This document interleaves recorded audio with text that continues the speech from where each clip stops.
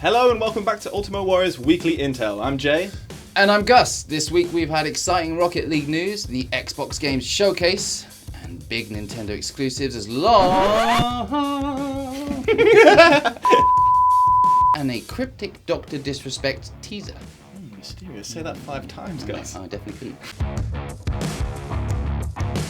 After almost 5 years, millions of players, and billions of soccer matches played, the four-wheeled footy phenomenon Rocket League is going free to play, finally. That's right, at last. For anyone who purchased the game before the free version kicks off, Psyonix is being nice and generous, offering legacy status, a number of in-game rewards, including all Rocket League branded DLC released before the free-to-play hits. Yeah, you got to do it. You've got to honour your audience. Rogue Company, the third-person tactical action shooter that puts the fate of the world in your hands, is in early access with a closed beta running right now. If the fate of the world is in my hands, then we're all doomed.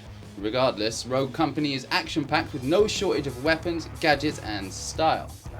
The mission starts now in cross-platform with cross-save, which allows you to continue your career on multiple platforms if that's your kind of thing. Yeah, play it on everything. That's right. 2K Games and developer Hangar 13 have revealed gameplay footage of Mafia Definitive Edition, the from-the-ground-up remake of the original highly acclaimed Mafia game from 2002. Did you play that, Gus? I never played it. I always thought it seemed like a bit of a GTA ripoff, but I am interested in this one. It's not a shot-for-shot remake, but they have stayed true to the original story, and the mission flow is the same as the original game. Cool. However, they have tweaked characters and updated Mafia for the modern gamer. I actually don't know what the modern gamer is. My money's on dance emotes, dude. Alright, then I'm definitely in. Being like suited Mafia guys doing dances. When you think of Xbox, it's hard not to imagine the super soldier and man of few words, Master Chief, aka John 117, and all the hours spent fending off the Flood in the Covenant and playing people online. Halo has been instrumental to Microsoft and Xbox's success, so it's no surprise that there's a massive new entry to the series on the way, Halo Infinite. Yes, not only did we get to see the box art for Halo Infinite, we also got to finally see the game in action at the Xbox Game Showcase on Thursday. Yeah, so hyped. Looks good. Sick. It looks amazing. The latest chapter in Master Chief's saga is set to release in late 2020 as a launch title for Xbox Series X, while also landing on the Xbox Game Pass the same day. That's actually pretty soon. New console, Master Chief. That's right. Monday's Nintendo Direct mini broadcast had a runtime of about 8 minutes, but did you know the Japanese version was more than 12 minutes? I didn't know, Gus, but why? I don't know why you would know that, but I should tell you why. That's because the Japanese Direct mini filled in this extra time with a number of additional games, and one of them happened to be the beautiful looking action, crafting and farming title, Sakuna of Rice and Ruin. It's a lot of different things. Players take on the role of Sakuna, a spoiled harvest goddess banished to the dangerous island with a group of outcast humans. As she explores the beautiful yet foreboding environments of the island, she will also find a home in a mountain village, proving herself worthy of her title by harvesting rice and bettering the lives of humanity. Ah, yes, just what I've been waiting for, a rice-growing sim. Sakuna of Rice and Ruin got given a November 10th release date in Japan and a November 20th release date in Europe. We don't have any reason as to why that's the case and why it was excluded from the local partner showcase in the first place. Maybe they just know their audience with that one. Yeah, that makes sense. Also, in probably the world's shortest Nintendo Direct, we got a look at the remaster of the JRPG Shin Megami Tensei 3, as well as the brand new Shin Megami Tensei 5, coming to Switch in 2021 with cinematic trailers for both. But this news was met with a surprising amount of backlash, as some fans were upset that Persona 5 was not being ported to Switch. This video now stands with a hefty dislike ratio. It's tough out there, man. It's a tough crowd.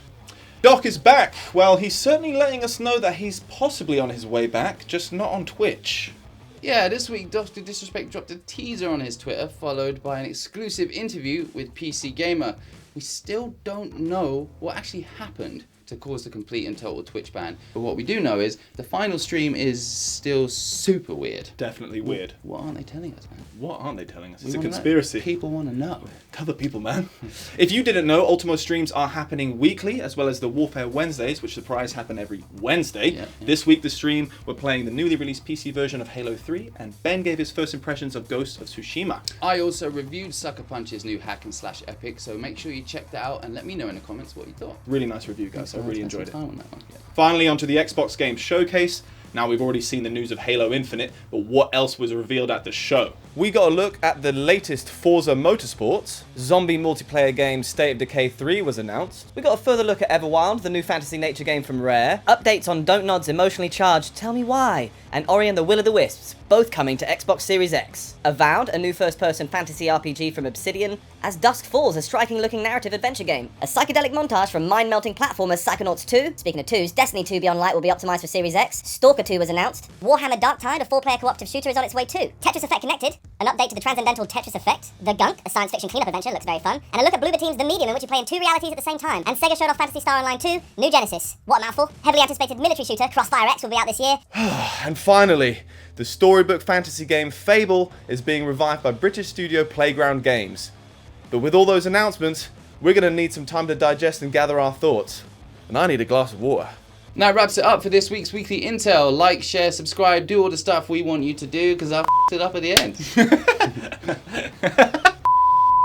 Thanks for watching. I've been Gus. Please make sure you like and subscribe to our account to stay in the loop with everything Ultimo Warrior. For sure. I've been Jay. Please drop us a comment below. Let us know what you think. Let us know what you're playing. Hit that bell. And if you want to get involved with us, there's details to join the Discord in the link below. Yeah, we'll see you there.